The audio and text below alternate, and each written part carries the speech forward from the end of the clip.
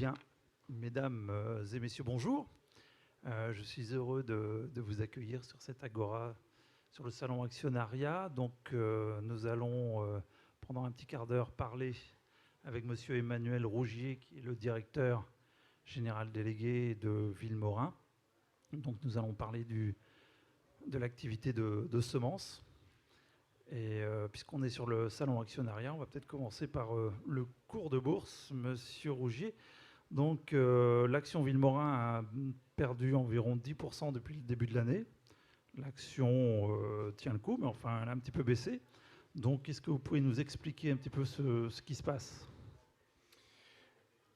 Je dirais qu'il y a deux éléments qu'on peut mettre en avant. D'une part, il est vrai que notre dernier exercice, clôturé au 30 juin, puisque dans notre activité, nous avons un exercice qui va du 1er juillet au 30 juin. Donc l'exercice clôturé au 30 juin 2015 est un exercice en retrait en termes de résultats, avec un chiffre d'affaires à peu près stable par rapport à l'exercice précédent. Donc c'est évidemment un élément d'explication. Le deuxième élément, c'est qu'aujourd'hui, nous avons un contexte des activités, je veux dire, qui tournent autour des grandes cultures, donc des productions agricoles, des grandes espèces que sont le blé ou le maïs ou le soja, qui sont un petit peu perturbées partout dans le monde. Donc perturbées, ça veut dire qu'il y a eu des activités, des superficies semées en maïs, notamment en diminution par rapport à l'année précédente. Tout ça pour équilibrer un petit peu des niveaux de stock qui étaient en augmentation, avec un impact sur les prix agricoles en retrait. Et donc les utilisateurs finaux, que sont les agriculteurs qui sèment nos variétés de maïs ou de blé, bien sûr, sont moins enclins à utiliser soit des variétés de haute performance, ou du moins, je dirais, impliquent moins d'intrants dans leur production. Donc ces deux éléments expliquent un petit peu l'évolution de notre cours de bourse récent. C'est quelque chose que nous pouvons constater chez les grands opérateurs, les agrochimistes notamment. Ceci ne remet pas en cause, je dirais, les éléments de fond, les fondamentaux de notre activité, puisque la production agricole, au-delà donc de quelques ajustements conjoncturels, comme on peut le voir cette année, est une activité qui est en augmentation. Donc nous, semenciers, nous sommes sur un marché dont les tendances lourdes sont en augmentation. Juste un chiffre, on évalue qu'il faut augmenter la production agricole dans le monde d'à peu près 70% pour nourrir la population mondiale en 2050. Et le premier élément qui permet d'envisager cette augmentation de la production, c'est le rendement à l'hectare qui vient de la technicité de plus en plus poussée des semences. Et donc, ce sont les éléments essentiels qui sous-tendent l'activité sur les grandes cultures. Et on retrouve ça sur les semences potagères, où nous sommes numéro 2 mondial et où la production de légumes est en croissance régulière et continuera à l'être dans les années à venir. Donc, alors si j'ai bien compris, il y a un contexte un petit peu difficile en ce moment, mais sur le long terme, vous êtes quand même positionné sur un marché en croissance tendancielle. Vous avez parlé de nourrir la planète, mais pour nourrir la planète, il faut, à mon sens, avoir une empreinte mondiale. Le Villemorin est un acteur français, certes très très bien positionné dans son environnement concurrentiel, mais qu'est-ce que vous faites pour développer en fait vos positions à l'international ? Alors l'internationalisation de Villemorin est, je dirais, un processus constant et qui s'est accentué ou qui s'accentue tous les ans. Quelques chiffres. D'abord, nous sommes numéro 4 mondial au niveau semencier. Dans le domaine des semences potagères, nous sommes numéro 2 mondial, donc une position qui est très internationale. Nous vendons dans plus de 140 pays. Nous sommes implantés dans 42 pays avec 58 nationalités différentes.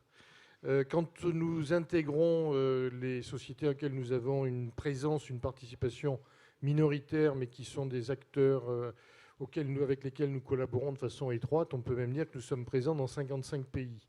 Donc l'internationalisation de Vilmorin est une réalité. C'est une réalité dans ses activités, c'est une réalité également dans la répartition de notre chiffre d'affaires, même si aujourd'hui, la dominante européenne est encore assez marquante.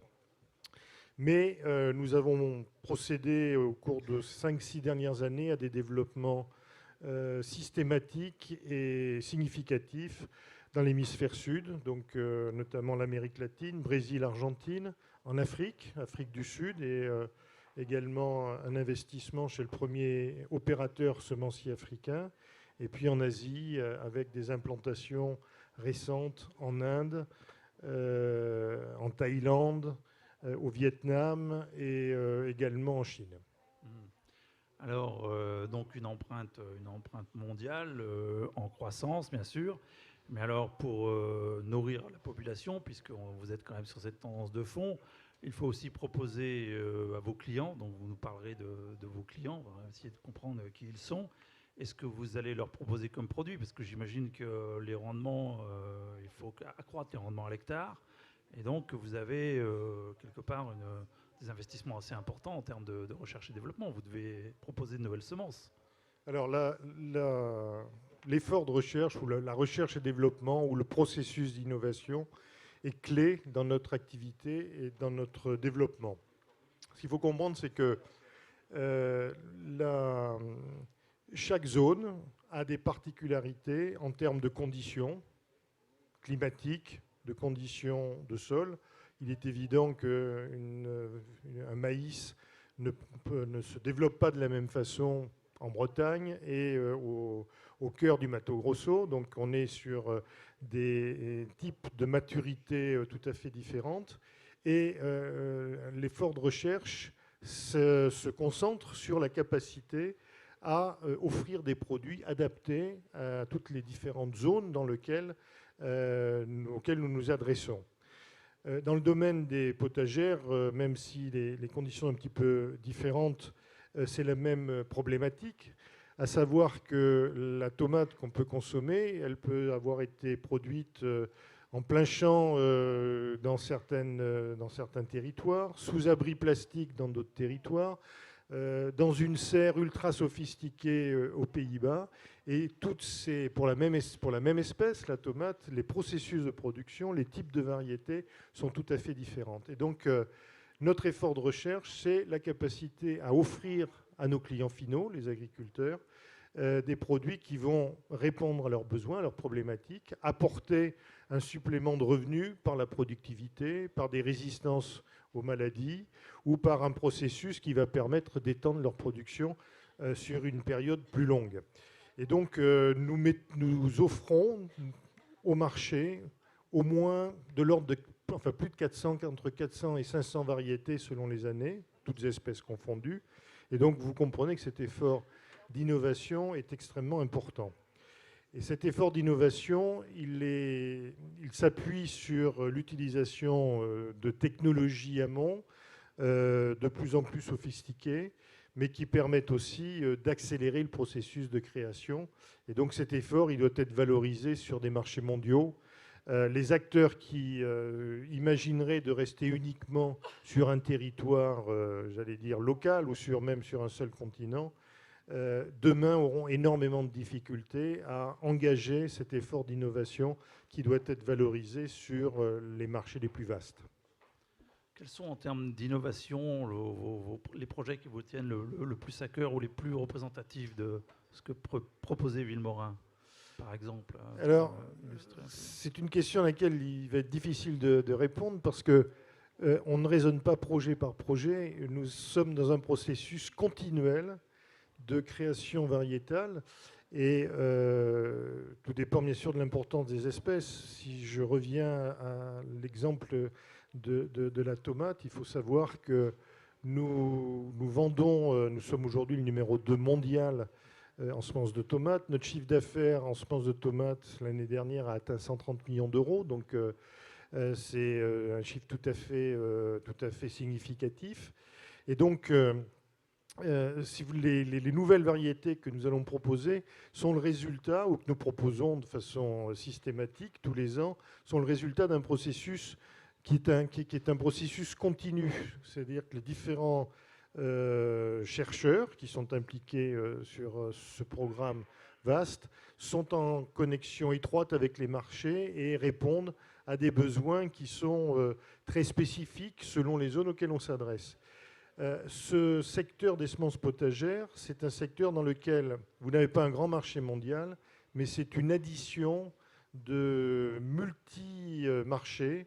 On considère dans notre analyse que nous nous adressons à peu près à 400 segments de marché, un segment étant un type de variété sur un marché, un territoire particulier.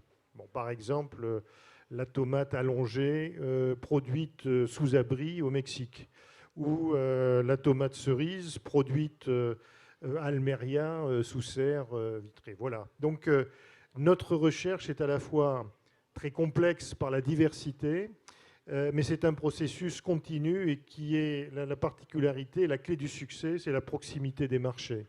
Donc il n'y a pas une recherche centrale qui résonne, je dirais, in situ. Vous avez la recherche, c'est vraiment quelque chose de très appliqué, très proche de marché, très proche des utilisateurs, parce que ce que nous devons leur apporter, c'est une réponse à leurs besoins et à l'évolution de leur production.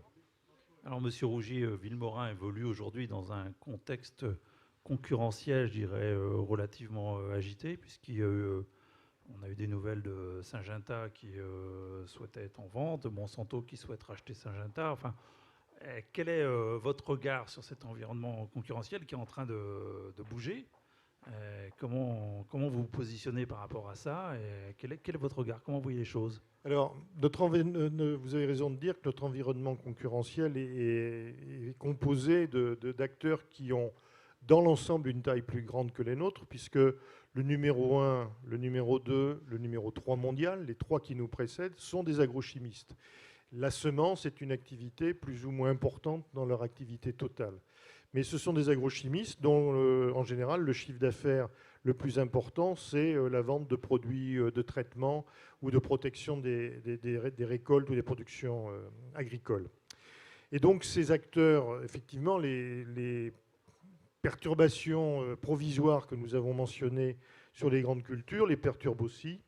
Et il y a effectivement un certain nombre de mouvements qui sont annoncés, de perturbations qui sont annoncées, puisque Monsanto numéro 1 essayait de racheter Syngenta, je parle numéro 1 en semences, Syngenta numéro 3 en semences, que le numéro 2 Dupont Pioneer est en discussion avec le numéro 5 ou 6 Dow AgroSciences.